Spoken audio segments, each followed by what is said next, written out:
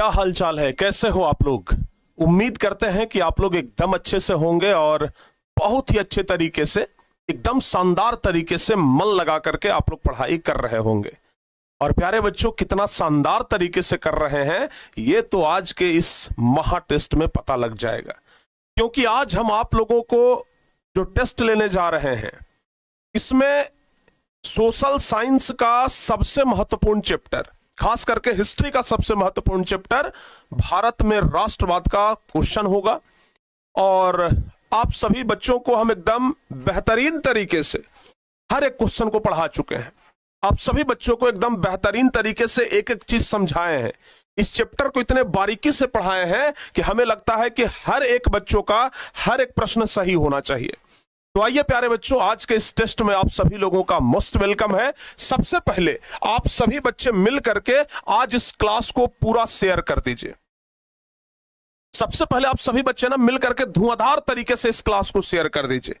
इतना धुआंधार तरीका से शेयर करिए ताकि आज सब बच्चे अपनी अपनी तैयारी को भली भांति नाप लें कि भाई किस तरीके का हमारा तैयारी है। ठीक है ना, क्योंकि जैसा होगा तैयारी उतना ही होगा परीक्षा में आपकी जिम्मेदारी, और जितना होगा जिम्मेदारी रिजल्ट में उतना ही होगा आपका हिस्सेदारी। तो प्यारे बच्चों, अगर रिजल्ट में अपना हिस्सेदारी बढ़ाना चाहते हैं तो फिर प्यारे बच्चे आप लोग तैयार हो जाइए, एकदम बेहतरीन तरीके से तैयार हो जाइए। आज एक एक क्वेश्चन जब हम आपको पूछेंगे तो उसका जवाब एकदम बेहतरीन तरीके से बताइएगा। सभी बच्चे जल्दी जल्दी से ना सेशन को आज शेयर कर दीजिए। जितने भी बच्चे जुड़े हैं सब लोग मिलकर के जल्दी जल्दी से ना सेशन को आप लोग शेयर कर दीजिए, सारे बच्चे मिलकर के। और जो बच्चे अभी तक क्लास को लाइक नहीं किए हैं तो बाबू एक बार फटाफट से क्लास को लाइक भी कर दीजिए। जल्दी जल्दी से सेशन को शेयर भी कर दीजिए और फटाफट से क्लास को लाइक भी कर दीजिए ताकि आज एकदम धुआंधार तरीके से हर एक क्वेश्चन हो। और पहले बता दो प्यारे बच्चों कि आज की क्लास में पोल होना चाहिए कि नहीं होना चाहिए। एक बार जल्दी सारे बच्चे कमेंट करके बताइए। और अगर पोल होना चाहिए, अगर पोल होना चाहिए तो फिर प्यारे बच्चों आप लोग कमेंट कर दीजिए कि गुरुजी पोल तो होना ही चाहिए, गुरुजी पोल होना चाहिए। एक बार फटाफट से आप लोग कमेंट भी कर दीजिए। आइए प्यारे बच्चों, आज हम एकदम बेहतरीन तरीके से, एकदम शानदार तरीके से एक एक चीज को समझने का प्रयास करते हैं, एक एक चीज को जानने का प्रयास करते हैं कि भाई किस तरीके से आप लोग आंसर दे सकते हैं। आइए तो क्लास को शुरू किया जाए। बताओ बाबू जल्दी जल्दी से, क्लास को शुरू किया जाए। यस सर जी, शुरू किया जाए। सारे बच्चे लोग तैयार हैं कि गुरुजी शुरू किया जाए अब। तो आइए पहला नंबर क्वेश्चन के लिए तैयार रहिए। क्लास को आपने बाबू अगर शेयर कर दिया है तो बहुत बढ़िया। पहला नंबर क्वेश्चन का पोल तैयार है। चलिए पहला नंबर क्वेश्चन का तो पोल तैयार है बाबू, पहला नंबर क्वेश्चन का पोल तैयार है।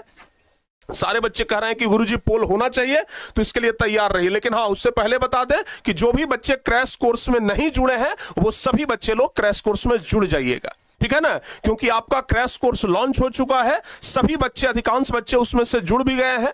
जो बच्चे नहीं जुड़े हैं, जिनको पता नहीं है, वे लोग जल्दी जल्दी से जुड़ जाइए, क्योंकि पूरे बिहार बोर्ड में one of the best crash course, सबसे पावरफुल क्रैश कोर्स आपका यहां पे मिल रहा है। तो आप लोग जरूर इसमें जुड़िएगा प्यारे बच्चों।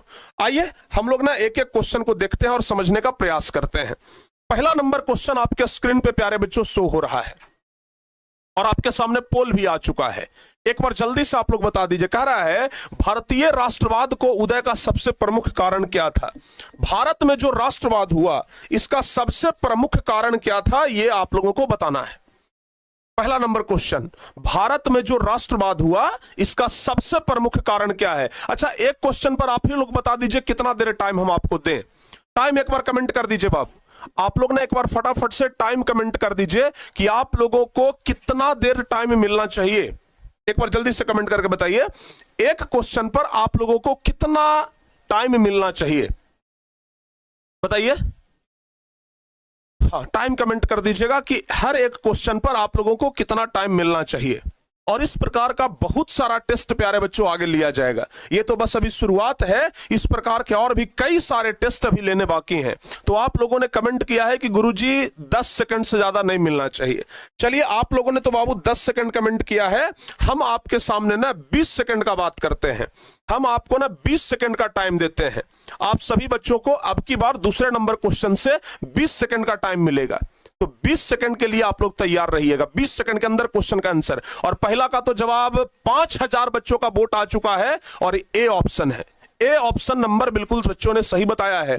तो भारतीय राष्ट्रवाद के उदय का सबसे प्रमुख कारण क्या था? तो जवाब क्या होगा बाबू? जवाब होगा अंग्रेजी शासन के विरुद्ध असंतोष। यानी कि लोग अंग्रेजी शासन यानी कि अंग्रेजों शासन से विरुद्ध थे, अंग्रेजों शासन से असंतोष थे, ठीक है ना, और इसलिए भारत में राष्ट्रवाद हुआ। तो पहला का लगभग सारे बच्चों का सही जवाब हुआ है।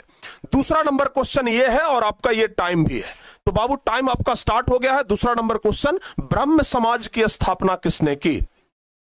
देखते हैं, एकदम आसान क्वेश्चन है, सारे बच्चों का सही होना चाहिए। ब्रह्म समाज की स्थापना किसने की? एक बार जल्दी जल्दी से कमेंट करके आप लोग बता दीजिए।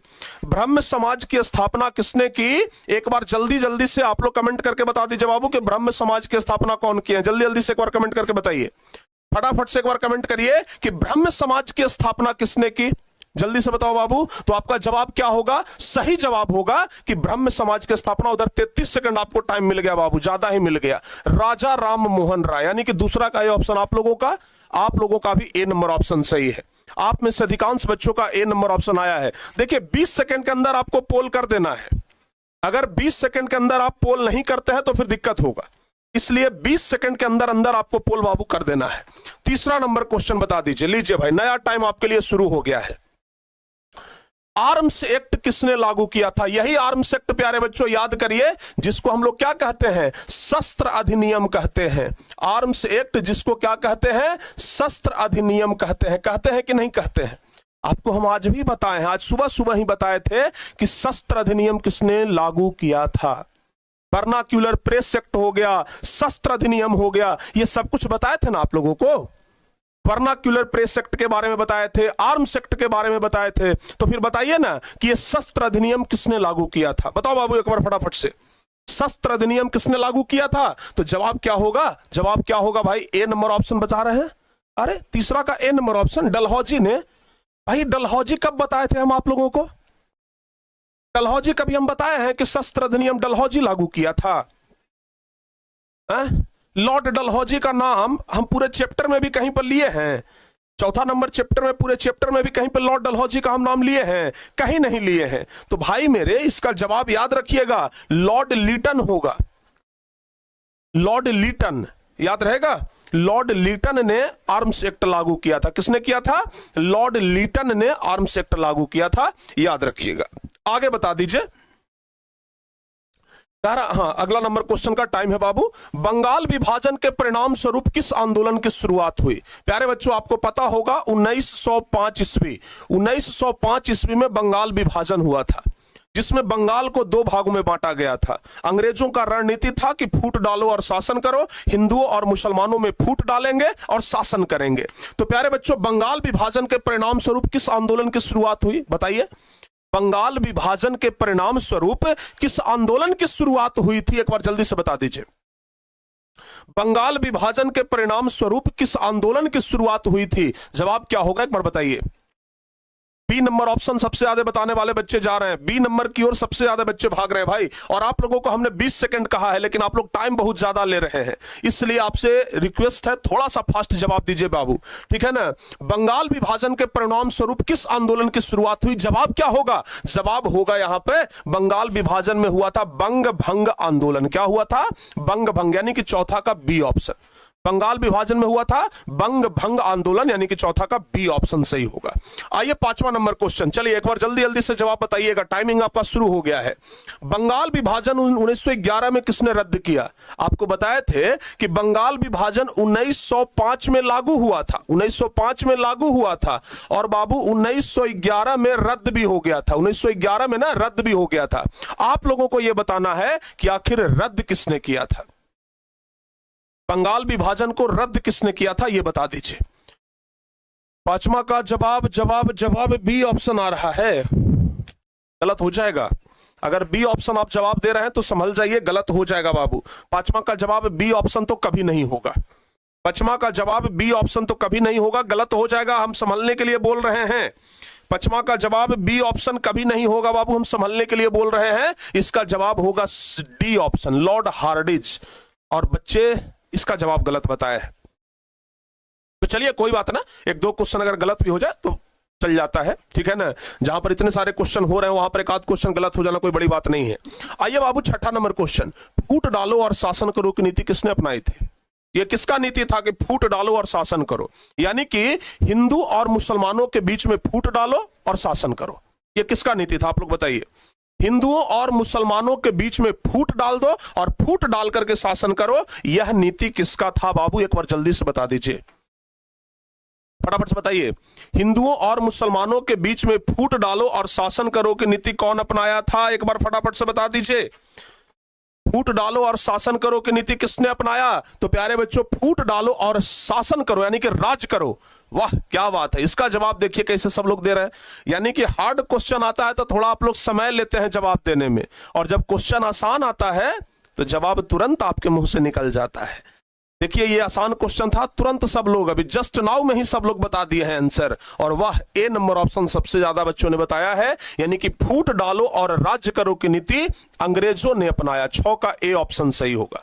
फूट डालो और राज्य करो की नीति अंग्रेजों ने, बाबू याद रखिएगा। आगे प्यारे बच्चों 7वां नंबर क्वेश्चन है। 7वां नंबर क्वेश्चन है, सिपाही विद्रोह कब हुआ था?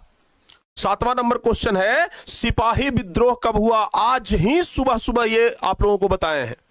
सिपाही विद्रोह कब हुआ ये आज ही सुबह सुबह आप लोगों को बताए हैं, बस तैयार हो जाइए। बताइए सिपाही विद्रोह कब हुआ? आज सुबह सुबह आप लोगों को हम बताए हैं। बताओ बाबू जल्दी से, सिपाही विद्रोह कब हुआ? आज ही आपको बताया गया है। तो जवाब क्या होगा? जवाब क्या होगा? जवाब क्या होगा भाई? ए बी में बच्चे कंफ्यूज कर रहे हैं, क्या बात है? आपको नहीं पता है सिपाही विद्रोह? हाँ अब सही हुआ। अब बच्चे ज्यादा जवाब देने वालों का संख्या एकदम सही ऑप्शन पे गया है।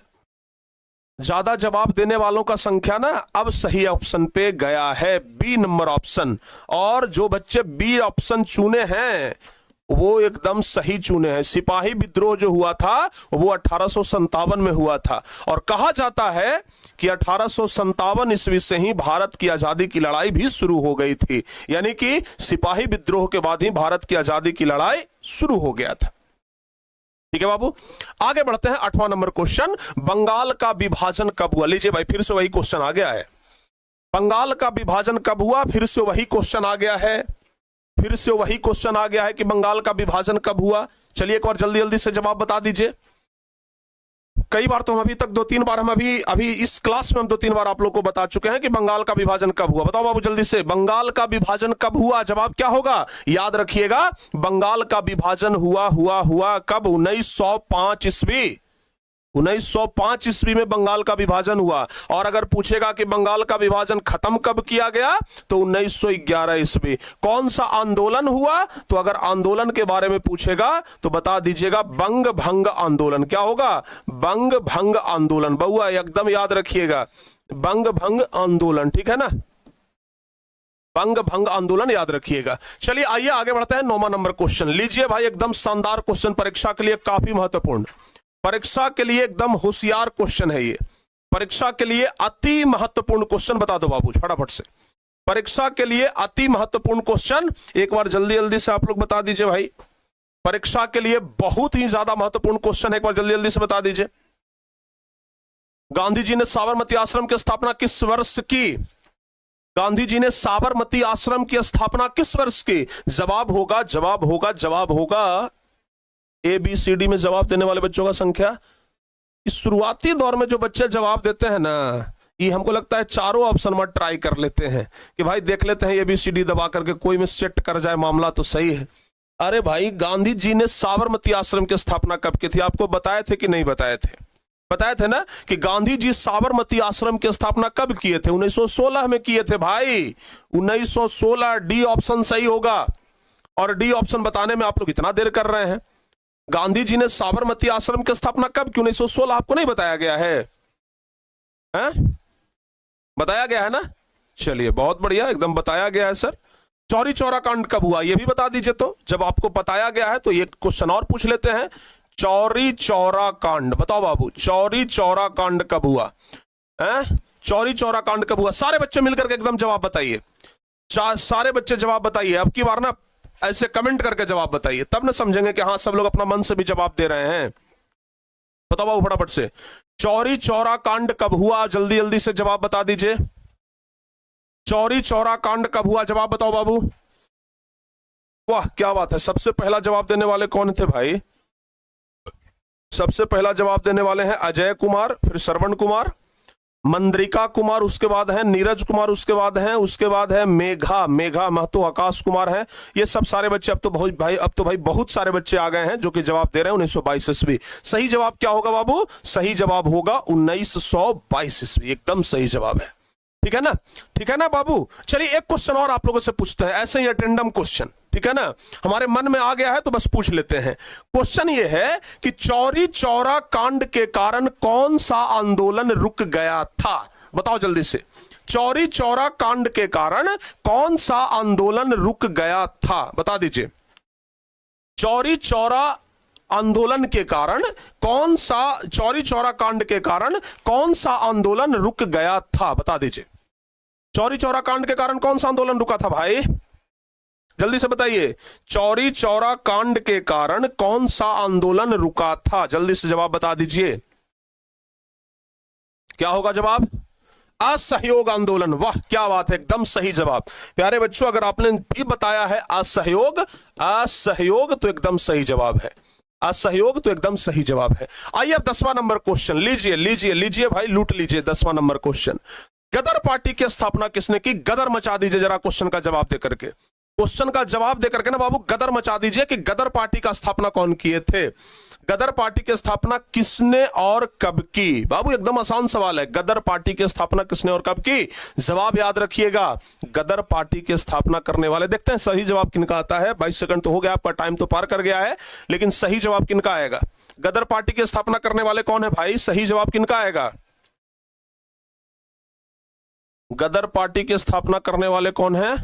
लाला हरदयाल, 1913। बहुत बढ़िया, बहुत बढ़िया, लाला हरदयाल। एकदम सी नंबर ऑप्शन बताने वाले बच्चों का जवाब एकदम सही है।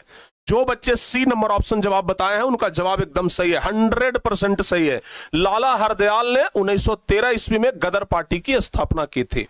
चलिए एक क्वेश्चन आपसे और अटेंडम पूछ लेते हैं। अब जब अटेंडम क्वेश्चन पूछने का मजा ही कुछ अलग होता है।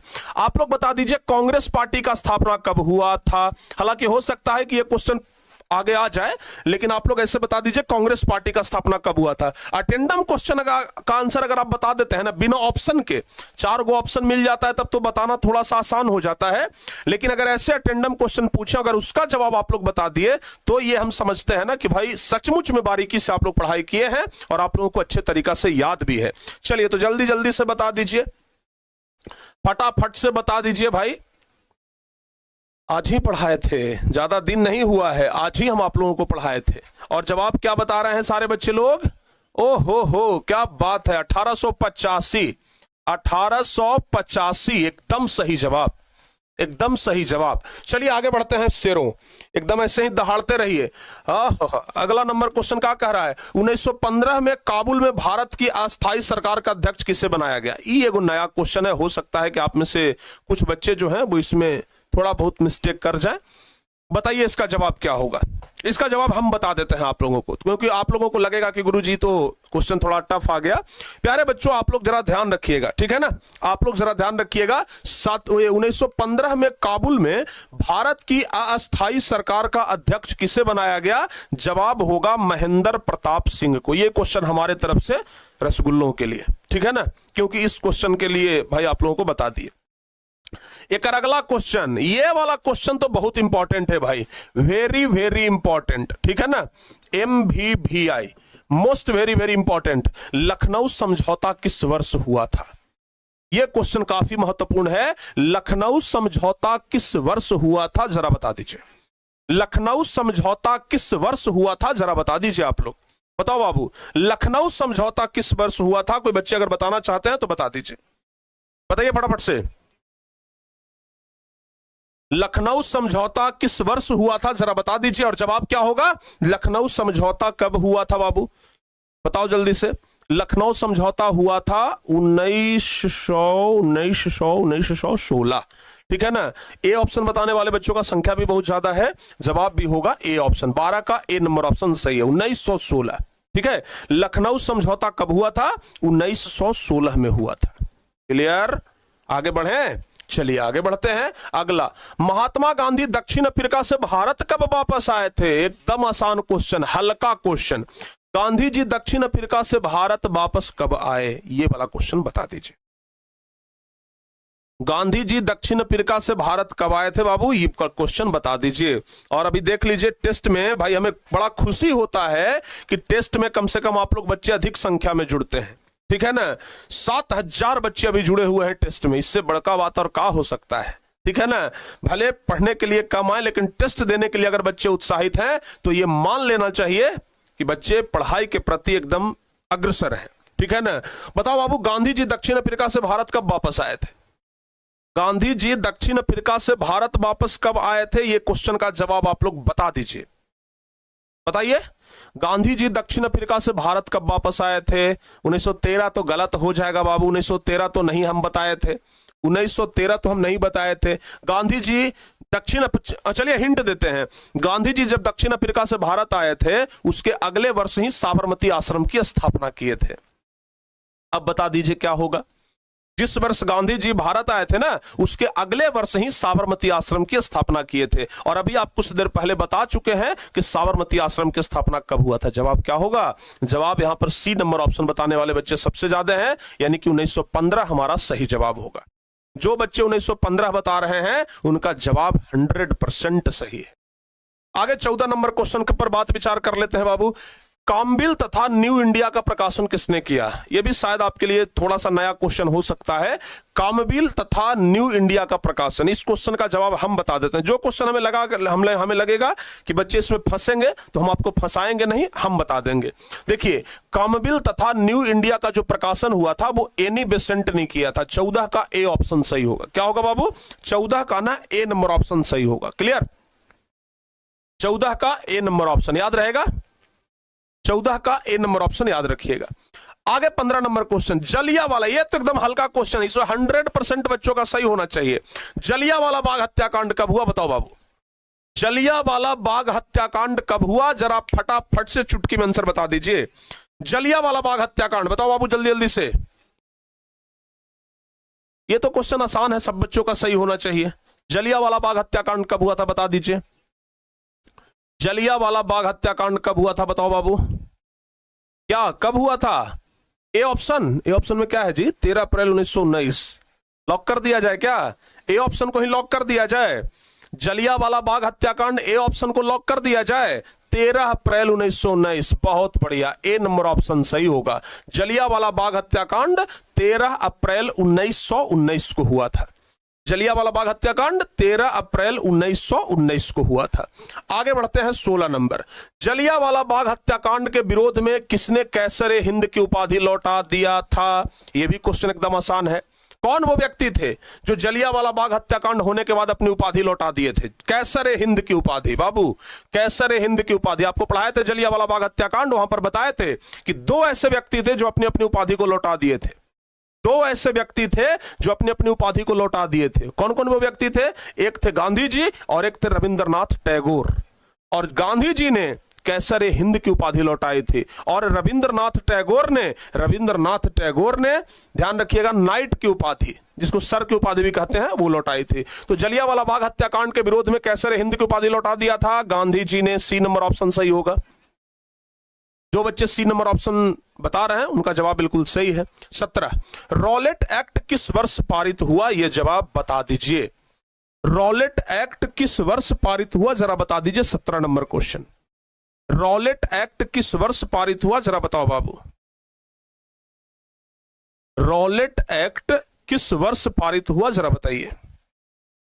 ये तो सबको पता है, जिसको काला कानून कहा गया था। यही तो रॉलेट एक्ट है बाबू, जिसको क्या कहा गया था?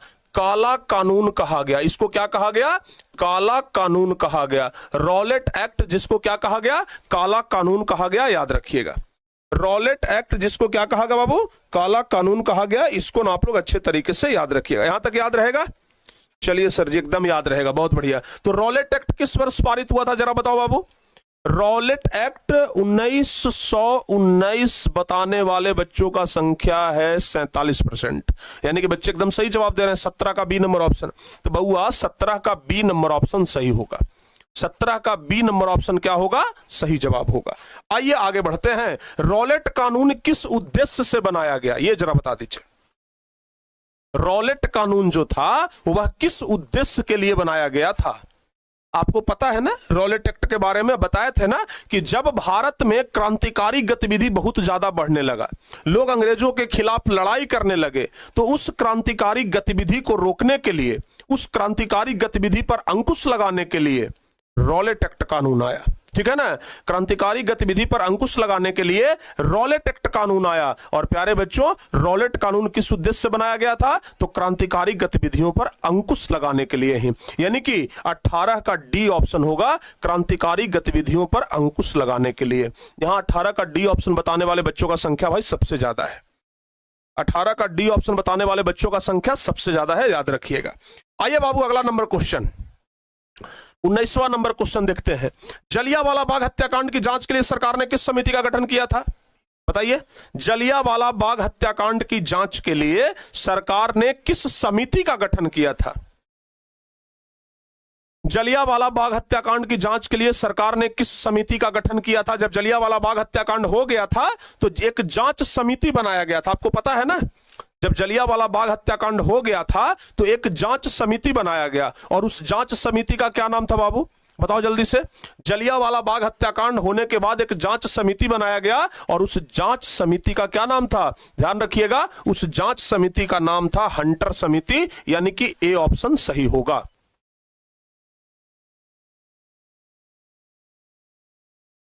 हंटर समिति बाबू याद रहेगा, हंटर समिति। जलियांवाला बाग हत्याकांड की जांच के लिए कौन सा समिति बनाया गया था? हंटर समिति। 19 का ना ए ऑप्शन आप लोग ध्यान रखिएगा, ध्यान रहेगा 19 का ए नंबर ऑप्शन। सारे बच्चों का सही है, बहुत बढ़िया। आगे बढ़ते हैं, अगला नंबर क्वेश्चन 20वां नंबर क्वेश्चन। तुर्की के खलीफा पद किस वर्ष समाप्त किया गया? याद करिए खिलाफत आंदोलन बाबू, याद करिए खिलाफत आंदोलन, है कि नहीं है? क्रैश कोर्स का बुक आएगा बाबू, चिंता ना करिए। आप में से कुछ बच्चे कमेंट कर रहे हैं, क्रैश कोर्स का बुक आएगा, ठीक है ना। हाँ, आप लोग बस अभी आराम से पढ़ाई करिए, ठीक है ना। जब आना होगा तो आ ही जाएगा, ठीक है ना। जब किताब हमारे पास आ जाएगा तो उसको हम घर में थोड़ी रखेंगे, उसको आपके पास भेजिए देंगे। और हम कभी ये कोशिश नहीं करेंगे कि लेट से आए, हम चाहेंगे कि जल्दी से जल्दी आ जाए। तो प्रयास कर रहे हैं, ध्यान रखिएगा, ठीक है ना। चलिए बताओ बाबू, तुर्की के खलीफा का पद किस वर्ष समाप्त किया गया? खिलाफत आंदोलन पढ़ाए थे, और जवाब क्या होगा? 1920 ईस्वी। अरे ना, 1920 ईस्वी में खलीफा का पद समाप्त नहीं हुआ था, 1924 होगा हमारे ख्याल से। खलीफा का पद 1924 न होगा बाबू। तुर्की के खलीफा का पद किस वर्ष समाप्त किया गया था? 1924 होगा, ठीक है ना। चलिए तुर्की सही, हम अगर सही हैं तो 1924 होगा। अगर हमसे मिस्टेक हो रहा हो तो अलग बात है, लेकिन हमें जहां तक याद है 1924 ही है। चलिए कोई बात ना, आगे बढ़ते हैं। अगला क्वेश्चन 21वां नंबर क्वेश्चन बता दीजिए। भारत में खिलाफत आंदोलन कब और किस देश के शासक के समर्थन में शुरू हुआ? यह तो आपको पता है कि भारत में जो खिलाफत आंदोलन हुआ था वह किस देश के शासक के समर्थन में शुरू हुआ? खिलाफत आंदोलन कब और किस देश के शासक के समर्थन में शुरू हुआ? बताइए, खिलाफत आंदोलन कब और किस देश के शासक के समर्थन में शुरू हुआ? बताइए जल्दी से, खिलाफत आंदोलन किस देश के शासक के समर्थन में शुरू हुआ? यह तो पता है सब लोगों को कि खिलाफत आंदोलन तुर्की के जो शासक थे, जिनको ऑटोमन साम्राज्य खिलाफत आंदोलन उनके विरुद्ध हुआ था। तो भारत में खिलाफत आंदोलन कब और किस देश के शासक के समर्थन में शुरू हुआ? 1919 में तुर्की के खिलाफ। 21 का बाबू ए ऑप्शन सही होगा, 21 का ए ऑप्शन याद रखिएगा। आगे बढ़ते हैं 22वां। गांधी जी को महात्मा की उपाधि किसने दी थी? बताओ बाबू, गांधी जी को महात्मा की उपाधि कौन दिए थे? महात्मा की उपाधि गांधी जी पहले सिर्फ मोहनदास करमचंद गांधी थे। गांधी जी को सिर्फ गांधी कहा जाता था, लेकिन उनको महात्मा की उपाधि देने वाले व्यक्ति कौन है, ये तो बता दीजिए।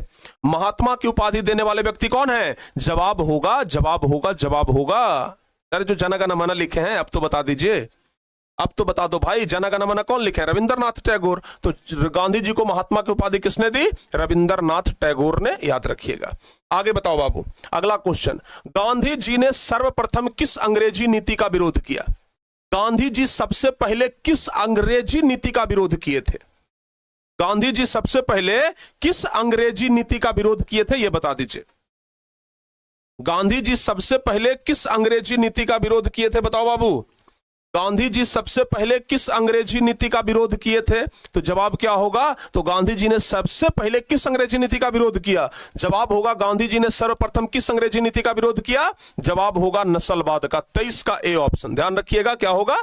23 का ए ऑप्शन, नस्लवाद का विरोध किए थे गांधी जी ने ना। नस्लवाद, नस्लवाद मतलब नस्ल के आधार पर जो भेदभाव था उसको वो खत्म करने का प्रयास किए। आगे बढ़ते हैं बाबू। 24, चौरी चौरा वर्तमान भारत में किस राज्य में स्थित है? चौरी चौरा वर्तमान भारत में किस राज्य में है, यह बता दीजिए। अरे ये तो चौरी चौरा कांड के समय हम बताए थे ना, असहयोग आंदोलन के बाद चौरी चौरा कांड हुआ था। किस राज्य में हुआ था? बिहार में, यूपी में, झारखंड में, छत्तीसगढ़ में, कहां में हुआ था, यह बता दीजिए। चौरी चौरा वर्तमान भारत के किस राज्य में हुआ था? बताओ बाबू फटाफट से। चौरी चौरा वर्तमान भारत के किस राज्य में हुआ था? तो चौरी चौरा वर्तमान भारत के किस राज्य में हुआ? जवाब होगा उत्तर प्रदेश में। सी ऑप्शन सही होगा। क्या होगा? सी नंबर ऑप्शन सही जवाब होगा। आगे बढ़ते हैं प्यारे बच्चों। महात्मा गांधी अपना राजनीतिक गुरु किसे मानते थे, बताइए। महात्मा गांधी अपना राजनीतिक गुरु किसे मानते थे? आपको बताए थे ना कि जब महात्मा गांधी राजनीति में आए तो पहले उन्होंने अपना गुरु बनाया। भाई दुनिया में ना महात्मा गांधी भी गुरु के बिना महात्मा नहीं बन पाए थे, गांधी नहीं बन पाए थे। गुरु का जरूरत सब लोगों को पड़ता है। तो यहां पर गांधी जी अपना राजनीतिक गुरु किसको बनाए थे? सी ऑप्शन सबसे ज्यादा आ रहा है। गलती है भाई, सी ऑप्शन तो बिल्कुल गलत जवाब हो जाएगा। कैसे सी ऑप्शन बता रहे हैं आप? जल्दी जल्दी से जवाब दीजिए। 25वां का सही जवाब बी ऑप्शन अब बच्चे बता रहे हैं। हाँ, बी ऑप्शन अगर आपका जवाब है तो बिल्कुल सही है, गोपाल कृष्ण गोखले। महात्मा गांधी जी अपना राजनीतिक गुरु किसे बनाए थे? गोपाल कृष्ण गोखले को बनाए थे। महात्मा गांधी अपना राजनीतिक गुरु किसे बनाए थे? गोपाल कृष्ण गोखले को बनाए थे। आगे बढ़ते हैं। अपनी पुस्तक हिंद स्वराज में गांधी जी ने किस आंदोलन का उल्लेख किया है? गांधी जी ने किस आंदोलन का उल्लेख किया है अपनी पुस्तक हिंद स्वराज में, बताइए। अपनी पुस्तक हिंद स्वराज में गांधी जी ने किस आंदोलन का उल्लेख किया है? गांधी जी ने एक किताब लिखा था हिंद स्वराज, उसमें गांधी जी अपने सबसे बड़े आंदोलन जो असहयोग आंदोलन है उसका जिक्र करते हैं। तो गांधी जी असहयोग आंदोलन का जिक्र किए थे। गांधी जी किसका जिक्र किए थे? असहयोग आंदोलन का जिक्र किए थे। ठीक है ना?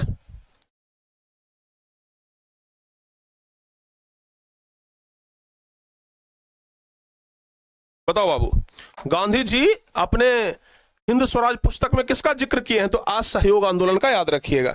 अगला नंबर क्वेश्चन जरा ये बता दीजिए भाई, समय आपका शुरू हो गया। चौरी चौरा कांड के बाद महात्मा गांधी ने किस आंदोलन को वापस लिया था? ये तो अति महत्वपूर्ण क्वेश्चन है, जवाब बताओ बाबू जल्दी से। चौरी चौरा कांड के बाद गांधी जी ने किस आंदोलन को वापस लिया, ये बता दीजिए। बताओ बाबू जल्दी से। चौरी चौरा कांड के बाद गांधी जी ने किस आंदोलन को वापस लिया था? ये तो हम लोग पहले भी चर्चा कर चुके हैं, बताइए फटाफट से। गांधी जी ने किस आंदोलन को वापस लिया, फटाफट से बता दीजिए। जवाब क्या होगा? तो चौरी चौरा कांड के बाद महात्मा गांधी ने असहयोग आंदोलन को वापस लिया, यानी कि 27 का ए ऑप्शन सही होगा। जो बच्चे 27 का ए ऑप्शन बता रहे हैं ना, उनका जवाब एकदम सही है। आगे बढ़ते हैं। 28वां नंबर क्वेश्चन। असहयोग आंदोलन का प्रस्ताव कांग्रेस के किस अधिवेशन में पारित हुआ था? आप लोगों को यह भी हम बताए थे कि असहयोग आंदोलन का प्रस्ताव पारित हुआ था कांग्रेस के किस अधिवेशन में, यह बता दीजिए। असहयोग आंदोलन का प्रस्ताव कांग्रेस के किस अधिवेशन में पारित हुआ था? बताओ बाबू। असहयोग आंदोलन का प्रस्ताव कांग्रेस के किस अधिवेशन में पारित हुआ? जवाब होगा असहयोग आंदोलन का प्रस्ताव कांग्रेस के किस अधिवेशन में पारित हुआ था? तो कलकत्ता अधिवेशन में, 4 सितंबर 1920 के कलकत्ता अधिवेशन में। ध्यान रखिएगा, 28 का ए ऑप्शन सही होगा। याद रहेगा, ध्यान रखिएगा।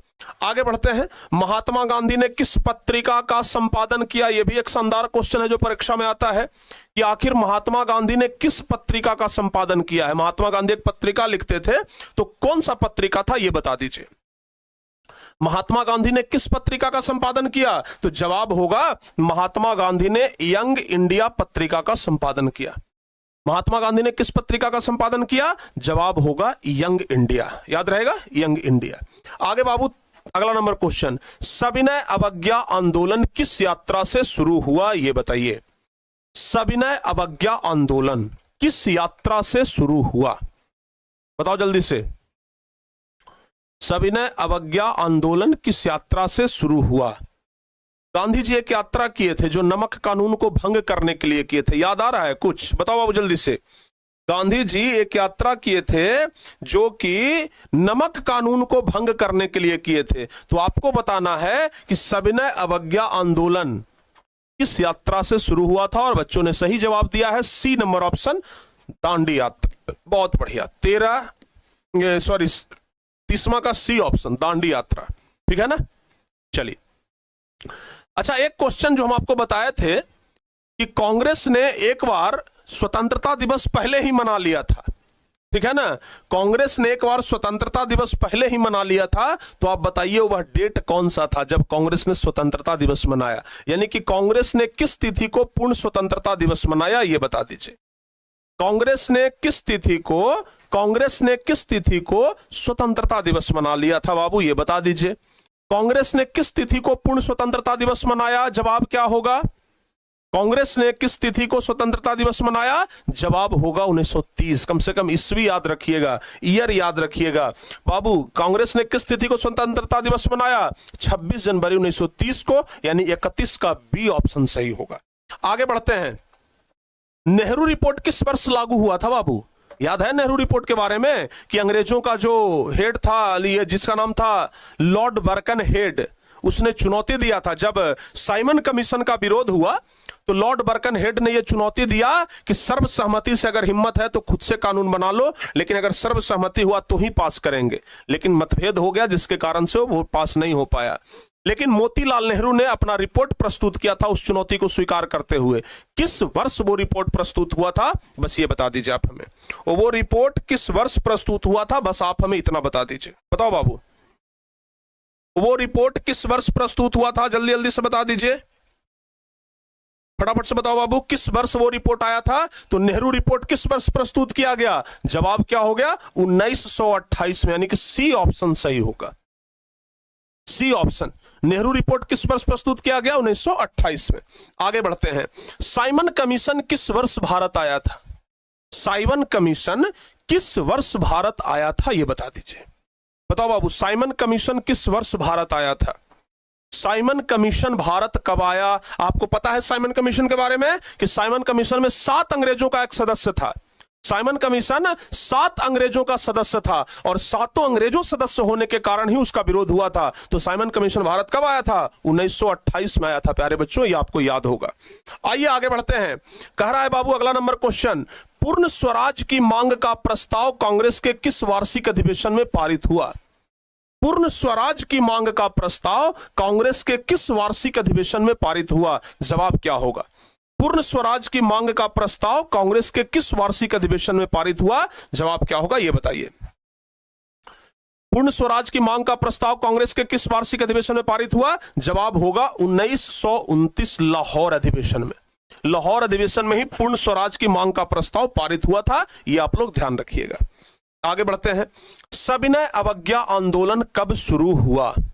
बताओ बाबू, सविनय अवज्ञा आंदोलन कब शुरू हुआ था, यह बता दीजिए जल्दी से। सविनय अवज्ञा आंदोलन गांधी जी के द्वारा किया गया एक आंदोलन था, सविनय अवज्ञा आंदोलन। आप लोगों को बताना है कि सविनय अवज्ञा आंदोलन शुरू कब हुआ था। जवाब क्या होगा? तो याद रखिएगा, सविनय अवज्ञा आंदोलन शुरू हुआ 1930 में। कब शुरू हुआ? 1930 में, याद रहेगा। सविनय अवज्ञा आंदोलन 1930 में शुरू हुआ था। अगला नंबर क्वेश्चन, 20 सेकंड का टाइम आपको दिया जाएगा बाबू। इसमें से किसे बादशाह खान या सीमांत गांधी, ये क्वेश्चन पहले ना बिहार बोर्ड में पूछा गया है, बोर्ड मॉडल क्वेश्चन है। बादशाह खान या सीमांत गांधी किसे कहा जाता है? बताओ जल्दी से, जल्दी जल्दी से बता दीजिए भाई, जल्दी जल्दी से बता दीजिए। बादशाह खान या सीमांत गांधी किसे कहा जाता है? बादशाह खान या सीमांत गांधी के नाम से किसे जानते हैं, जरा बताइए। बताओ बाबू, बादशाह खान या सीमांत गांधी के नाम से किसे जानते हैं? जरा जल्दी जल्दी से न जवाब बता दीजिए। बादशाह खान या सीमांत गांधी के नाम से किसे जाना जाता है, यह बता दो बाबू। बादशाह खान या सीमांत गांधी के नाम से किससे जानते हैं? जवाब होगा खान अब्दुल गफ्फार खान। सबसे ज्यादा बी ऑप्शन जवाब दिए हैं, लेकिन गलत जवाब है आपका। खान अब्दुल गफ्फार खान को कहते हैं सीमांत गांधी। आगे बढ़ते हैं। नमक कानून कब भंग हुआ था बाबू, ये बता दीजिए। ये तो आपको याद भी होगा, गांधी जी के द्वारा नमक कानून भंग किया गया, लेकिन कब भंग किया गया ये बताइए। नमक कानून को कब भंग किया गया गांधी जी के द्वारा? दांडी यात्रा किए थे ना, और दांडी नामक स्थान पे जाकर के खुद से नमक बना करके दांडी यात्रा को क्या किए? भंग किए थे। तो प्यारे बच्चों, आप हमें बता दीजिए कि नमक कानून कब भंग हुआ था, ये बता दो बाबू जल्दी जल्दी से। नमक कानून कब भंग हुआ था, जल्दी से बताइए बाबू, फटाफट से बताइए। नमक कानून कब भंग हुआ था? तो जवाब होगा 1930 में। क्या जवाब होगा? 6 अप्रैल 1930 को नमक कानून भंग हुआ। नमक कानून कब भंग हुआ? 6 अप्रैल 1930 को। आगे बढ़ते हैं। गांधी जी ने दांडी यात्रा किस तिथि को आरंभ की? गांधी जी दांडी यात्रा किस तिथि को आरंभ किए थे, जरा ये बता दीजिए। गांधी जी दांडी यात्रा किस तिथि को आरंभ किए थे? गांधी जी ने दांडी यात्रा किस तिथि को आरंभ किया, जरा बता दीजिए। तो गांधी जी ने दांडी यात्रा किस तिथि को आरंभ किया? जवाब होगा 12 मार्च को शुरू किए थे। आपको याद होगा 12 मार्च को शुरू किए थे, 5 मार्च को पहुंच गए थे, और 6 मार्च को वो नमक कानून भंग किए थे। तो गांधी जी ने दांडी यात्रा किस तिथि को आरंभ किया? तो 12 मार्च को। खत्म किस तिथि को, मतलब दांडी यात्रा में नमक कानून कब भंग किए? तो नमक कानून भंग किए थे, ध्यान रखिएगा, 6 अप्रैल को। आगे बढ़ते हैं बाबू। नमक कानून भंग करने के लिए गांधी जी ने किस स्थान को चुना था, यह जवाब बता दीजिए। नमक कानून को भंग करने के लिए गांधी जी ने किस स्थान को चुना था? बताओ बाबू जल्दी जल्दी से। नमक कानून को भंग करने के लिए गांधी जी ने किस स्थान को चुना था? नमक कानून भंग करने के लिए गांधी जी ने किस स्थान को चुना, जवाब क्या होगा? तो याद रखिएगा, नमक कानून भंग करने के लिए गांधी जी ने दांडी नामक स्थान को चुना। नमक कानून भंग करने के लिए गांधी जी ने किस स्थान को चुना? दांडी नामक स्थान को चुना। आगे बढ़ते हैं। चौकीदारी कर के विरोध में कहां आंदोलन हुआ था? चौकीदारी कर के विरोध में आंदोलन कहां हुआ था? तो बहुआ याद रखिएगा, चौकीदारी कर के विरोध में, आपको पता है ना कि बिहार में चूंकि समुद्र नहीं है, इसलिए बिहार में लोग नमक कानून भंग नहीं कर पाए थे। तो बिहार में लोग चौकीदारी कर के विरोध में आंदोलन किए थे। तो चौकीदारी कर कहां में हुआ? चौकीदारी कर के विरोध में आंदोलन कहां हुआ? तो जवाब होगा बिहार में हुआ। चौकीदारी कर के विरोध में आंदोलन कहां हुआ? बिहार में हुआ। बाबू याद रहेगा, चलिए एकदम याद रखिएगा। आगे बढ़ते हैं बाबू, 41 नंबर। मैकडोनाल्ड ने सांप्रदायिक निर्णय की घोषणा किस वर्ष की? यह भी आपके लिए एक नया क्वेश्चन है, इसका जवाब हम बता देते हैं कि मैकडोनाल्ड जो थे उन्होंने सांप्रदायिक निर्णय की घोषणा किस वर्ष किए थे? तो बहुआ याद रखिएगा, इसका जवाब ना आप लोग याद रखिएगा कि मैकडोनाल्ड ने 1932 ईस्वी में, कब किए थे? 1932 ईस्वी में। जवाब याद रहेगा? हाँ चलिए 42 नंबर क्वेश्चन। 1932 में पूना समझौता किनके बीच हुआ? हाँ ये क्वेश्चन हम बता चुके हैं। पूना समझौता किनके बीच हुआ, बता दो बाबू जल्दी जल्दी से, फटाफट से बता दीजिए। 1932 में पूना समझौता किनके बीच हुआ? 42 नंबर क्वेश्चन बताइए। पूना समझौता किनके बीच हुआ? जवाब क्या होगा? जवाब क्या होगा? जवाब क्या होगा? जवाब बताओ बाबू,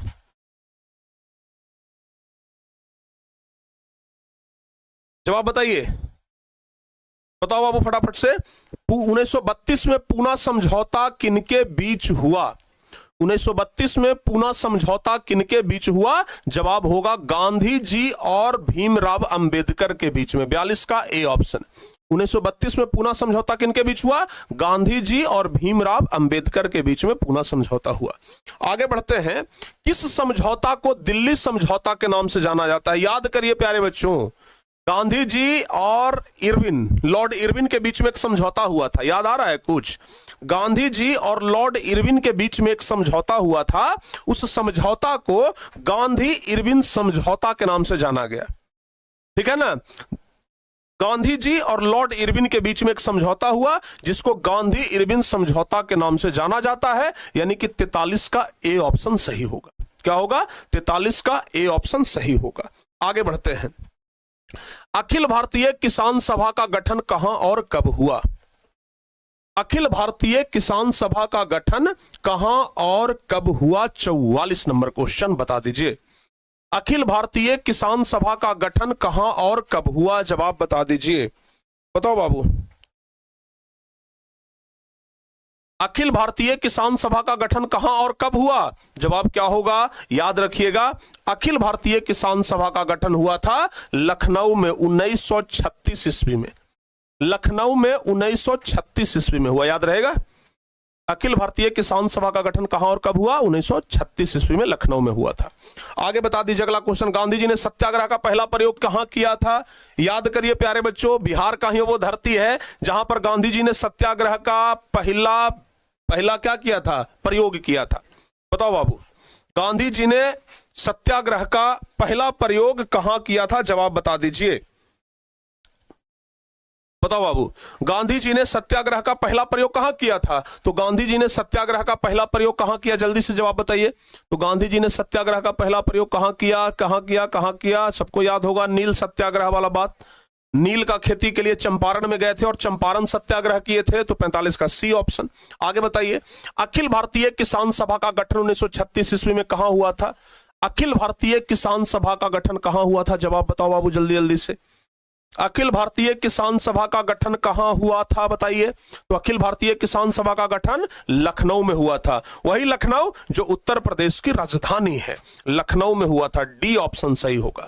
अखिल भारतीय किसान सभा का गठन लखनऊ में हुआ था। आगे बढ़ते हैं, किसान दिवस किस दिन मनाया जाता है? बताइए, किसान दिवस किस दिन मनाया जाता है, यह बता दीजिए। बताओ बाबू, किसान दिवस किस दिन मनाया जाता है? तो याद रखिएगा, किसान दिवस मनाया जाता है 1 सितंबर 1936 को। किसान दिवस किस दिन मनाया गया? 1 सितंबर 1936 को मनाया गया, ठीक है ना।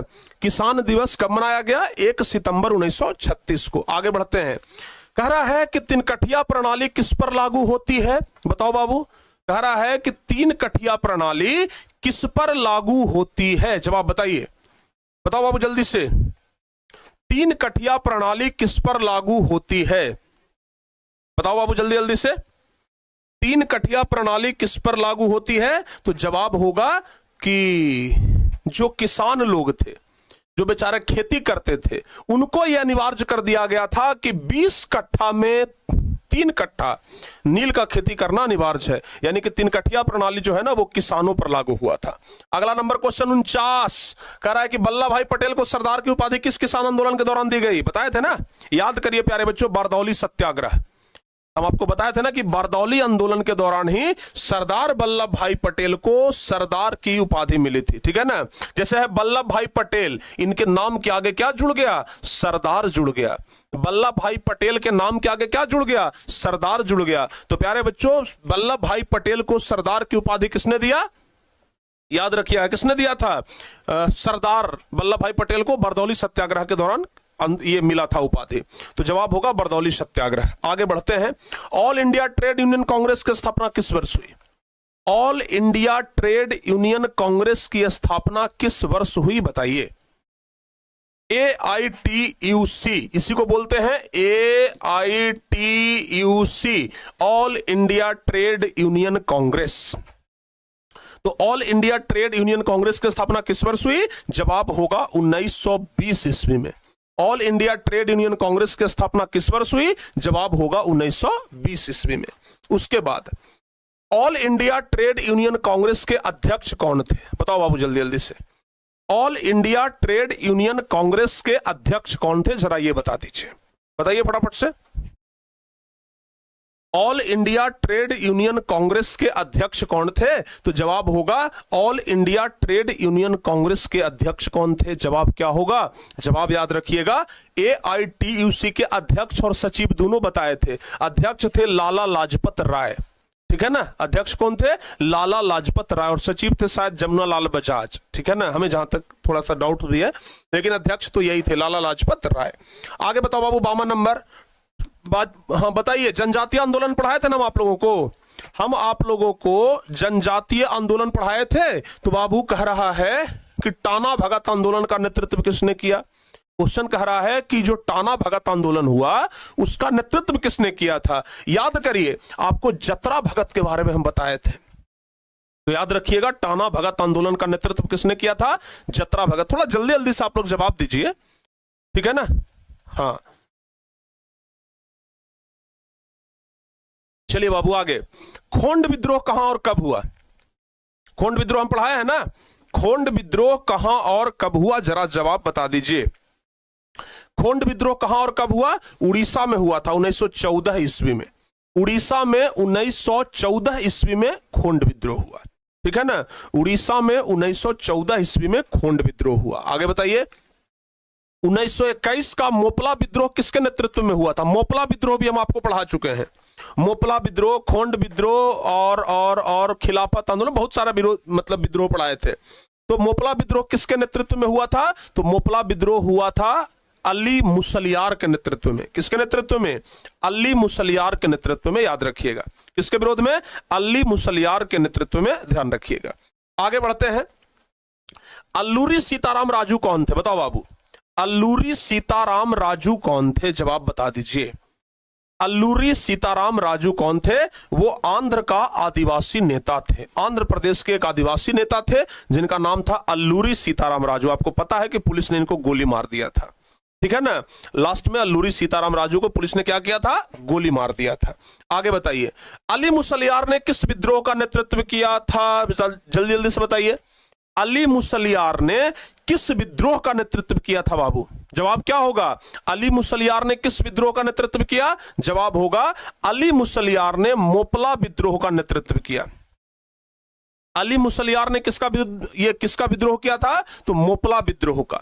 अली मुसलियार ने किसका विद्रोह किया? तो मोपला विद्रोह का। अगला क्वेश्चन, रंपा विद्रोह, ये भी तो हम आपको पढ़ा ही चुके हैं ना। रंपा विद्रोह भी तो हम आपको पढ़ा ही चुके हैं। तो बताइए रंपा विद्रोह हुआ कब था?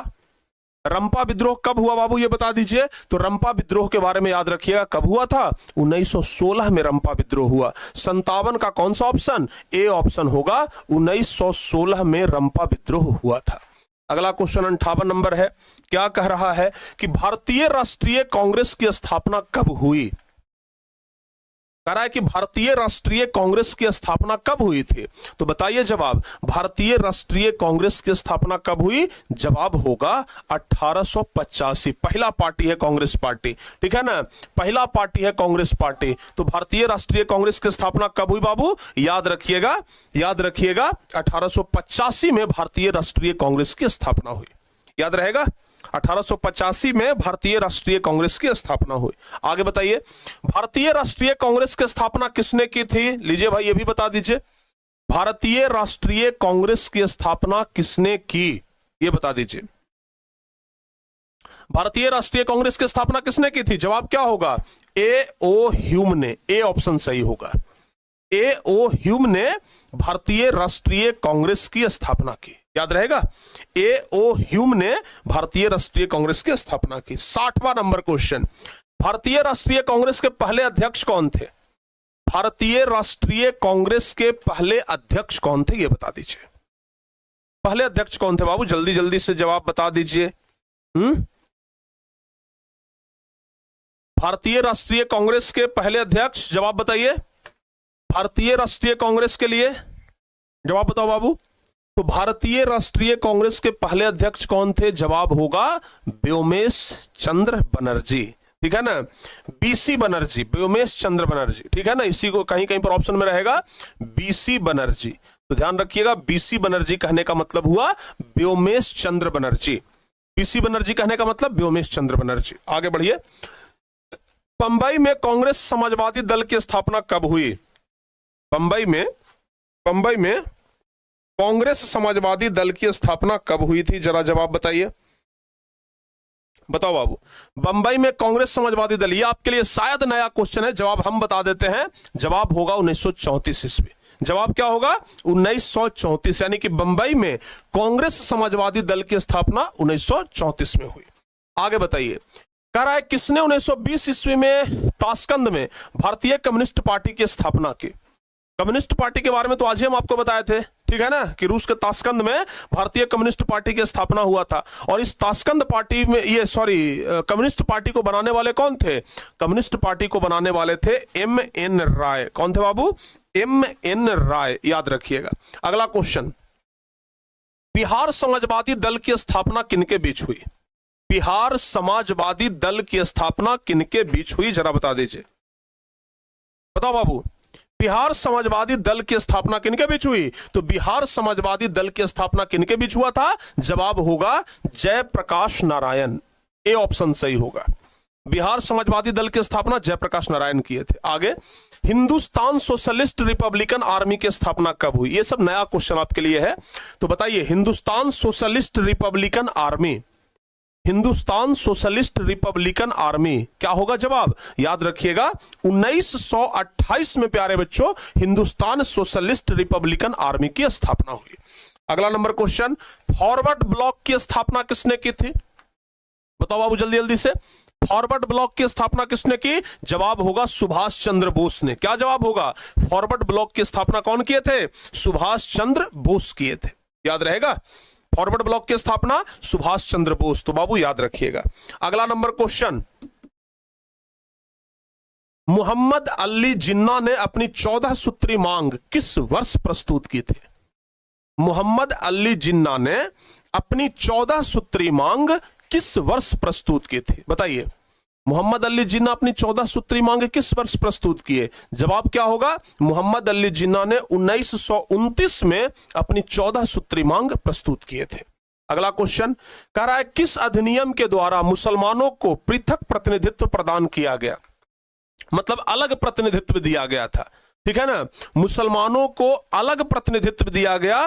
पूछ रहा है कि मुसलमानों को अलग प्रतिनिधित्व किस अधिनियम के द्वारा दिया गया? मुसलमानों को अलग प्रतिनिधित्व किस नियम के द्वारा दिया गया? तो याद रखिएगा प्यारे बच्चों, मुसलमानों को अलग प्रतिनिधित्व दिया गया था। अलग प्रतिनिधित्व दिया गया था किस अधिनियम के द्वारा? 1909 के अधिनियम के द्वारा। याद रखिएगा। अगला, 1905 ईस्वी में बंगाल विभाजन किसके समय में हुआ था? लॉर्ड कर्जन उस समय का था गवर्नर जनरल, ठीक है ना, लॉर्ड कर्जन। तो 1905 में बंगाल का विभाजन किसके नेतृत्व में हुआ था? जवाब याद रखिएगा 1905 में लॉर्ड कर्जन के नेतृत्व में। किसके नेतृत्व में? लॉर्ड कर्जन के नेतृत्व में हुआ था बंगाल विभाजन। ऑल इंडिया मुस्लिम लीग की स्थापना कब हुई थी बाबू? बताओ जल्दी से।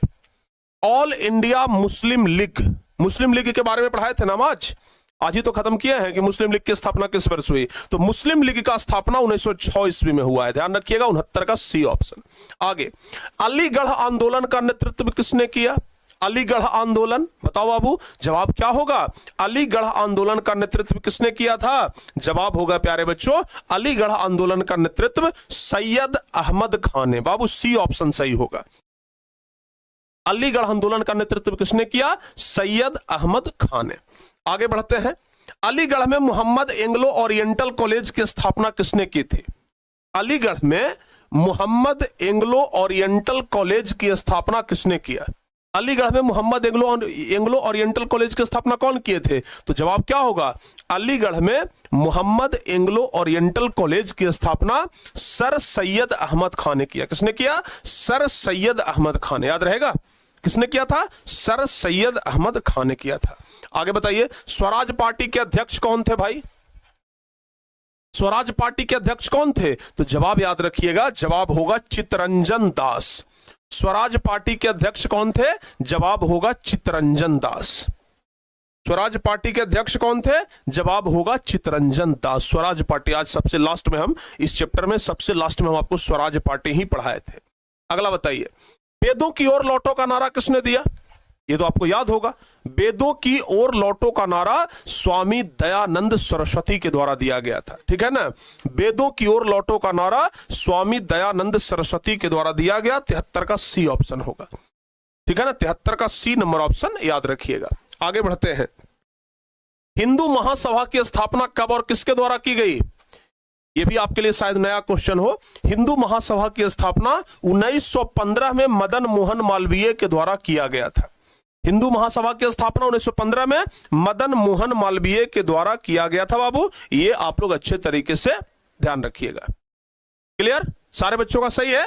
आगे बढ़ते हैं, भारत छोड़ो आंदोलन का प्रसिद्ध नारा क्या था? बताओ बाबू, भारत छोड़ो आंदोलन का प्रसिद्ध नारा क्या था?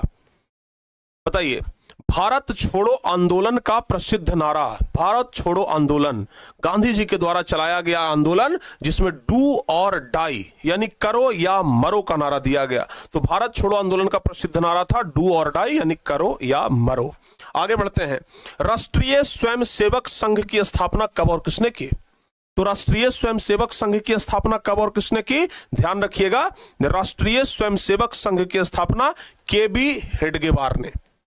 राष्ट्रीय स्वयंसेवक संघ जिसको आरएसएस बोलते हैं, क्या बोलते हैं? आरएसएस। तो प्यारे बच्चों, राष्ट्रीय स्वयंसेवक संघ यानी आरएसएस की स्थापना किसके बीच हुआ? जवाब याद रखिएगा, केबी हेडगेवार। केबी हेडगेवार यानी कि 76 का बी ऑप्शन होगा। क्या होगा? 76 का बी नंबर ऑप्शन, ध्यान रखिएगा। और सबसे लास्ट क्वेश्चन है प्यारे बच्चों 77। सबसे लास्ट क्वेश्चन है 77। तो 77 राष्ट्रीय स्वयंसेवक संघ की स्थापना कब हुई ये बता दीजिए। राष्ट्रीय स्वयंसेवक संघ की स्थापना कब हुई थी? जल्दी जल्दी से ये बता दीजिए कि राष्ट्रीय स्वयंसेवक संघ की स्थापना कब हुई। तो जवाब होगा राष्ट्रीय स्वयंसेवक संघ की स्थापना कब हुई? 1925 में राष्ट्रीय स्वयंसेवक संघ की स्थापना हुई। तो प्यारे बच्चों, टोटल 77 क्वेश्चन हम आपसे पूछ लिए, ठीक है ना? टोटल 77 क्वेश्चन हम आपसे पूछ लिए। अब आप बताइए कि 77 में आप लोगों ने कितना सही किया है और कितना गलत किया है। 77 में आप लोगों ने कितना सही किया और कितना गलत, एकदम ईमानदारी से बताइएगा। एकदम ऐसे लिखिए कमेंट में, सर इतना सही हुआ और इतना गलत हुआ, ऐसे लिखिए। लिखिए जल्दी से कि सर इतना सही हुआ और इतना गलत हुआ। जल्दी जल्दी से बताओ बाबू, जल्दी जल्दी से बताइए, इतना सही और इतना गलत, एक बार जल्दी जल्दी से बता दीजिए। हाँ ठीक है ना, चलिए कितना सही कितना गलत बता दीजिए भाई। सर हम आज क्रैश कोर्स ले लेंगे, बहुत बढ़िया है, जाकर ले लीजिए, ठीक है ना। क्रैश कोर्स में आप लोग जल्दी जल्दी से जुड़ जाइए, आपके लिए बहुत बेहतर होगा, ठीक है ना। जितना जल्दी जुड़ेंगे उतना ही आपके लिए बढ़िया होगा, फायदेमंद होगा। तो जल्दी जल्दी से आप लोग जुड़ जाइए, ठीक है ना। बाद में भाई कहा जाता है ना कि कोई चीज अगर मिल रहा है तो उसको पहले ले लीजिए, बाद में क्यों लेंगे, पीछे क्यों रहेंगे। हर चीज में आगे रहने का प्रयास करिए। जीवन का कोई भी युद्ध हो, जीवन का कोई भी क्षेत्र हो, हर चीज में आगे रहने का प्रयास करिए। ऐसा नहीं कि हर चीज में पीछे रहें, सब कोई लेगा तब, सब कोई जो करेगा वही करिएगा, ठीक है ना। आराम से प्यारे बच्चों आप लोग सबसे पहले जुड़िए। 75 सही हुआ, 2 गो गलती हुआ, सर बहुत बढ़िया जी। अगर 75 सही हुआ, 2 गो गलती हुआ, तब तो बहुत बढ़िया बात है। प्यारे बच्चों अच्छे तरीके से आप लोग मन लगा करके बस ऐसा ही पढ़ाई करते रहिए, ठीक है ना। मन लगा करके पढ़ाई करते रहिएगा तो आप लोगों को तनिक भी दिक्कत नहीं होगा, थोड़ा सा भी दिक्कत नहीं होगा कि अब क्या हम लोगों को आगे करना है। मन लगा करके पढ़ेंगे, आगे का रास्ता एकदम साफ दिखेगा, आगे का रास्ता एकदम क्लियर दिखेगा, ठीक है ना। तो प्यारे बच्चों मन लगा करके एकदम अच्छे तरीके से आप लोगों को पढ़ाई करते रहना है, ठीक है ना। चलिए, बहुत सारे बच्चे कह रहे हैं कि गुरुजी 77 सही हुआ, 78 ये 7 गलत हुआ, 8 गलत हुआ। कोई बात नहीं, अगर प्यारे बच्चों 7 गलत 8 गलत हुआ है तो उसमें चिंता करने की कोई बात नहीं है, ठीक है ना। वो 8 क्वेश्चन को इतना बार पढ़िए कि जीवन में कभी दोबारा 8 क्वेश्चन, बाकी दूसरा क्वेश्चन भूल जाए लेकिन वो 8 क्वेश्चन कभी ना भूल पाए, ठीक है ना। इतना आप लोग उस 8 क्वेश्चन को याद करिए। तो एकदम अच्छे तरीके से मन लगा करके आप लोगों ने पढ़ाई किया है, ऐसे ही प्यारे बच्चों आप लोग पढ़ाई आगे भी करते रहिए, ठीक है ना। अब प्यारे बच्चों हम नेक्स्ट चैप्टर हिस्ट्री का स्टार्ट करेंगे कल हम हिस्ट्री का नेक्स्ट चैप्टर स्टार्ट करेंगे जिसका नाम रहेगा क्या? औद्योगिक क्रांति, ठीक है ना। हालांकि आपके किताब में वो अलग नाम से है, आपके किताब में वो जो 5वां नंबर चैप्टर है ना वो किस नाम से है? ऐसे तो औद्योगिक क्रांति के बारे में उसमें पढ़ना है, हम तो औद्योगिक क्रांति ही कहते हैं, लेकिन वो एक मिनट बाबू हम बता देते हैं। हाँ, अर्थव्यवस्था और आजीविका के नाम से है, याद रखिएगा, अर्थव्यवस्था और आजीविका के नाम से है, ठीक है ना। 5वां नंबर चैप्टर जो है वो किस नाम से है? अर्थव्यवस्था और आजीविका के नाम से है। तो कल हम इस चैप्टर का शुरुआत करेंगे, अर्थव्यवस्था और आजीविका चैप्टर का। कल के इस शुरुआत के लिए प्यारे बच्चों आप लोग तैयार रहिएगा, क्लियर। मिलते हैं प्यारे बच्चों आप लोगों से हम नेक्स्ट क्लास में, तब तक के लिए हंसते मुस्कुराते रहिए, मन लगा करके पढ़ाई करते रहिए। जय हिंद, धन्यवाद।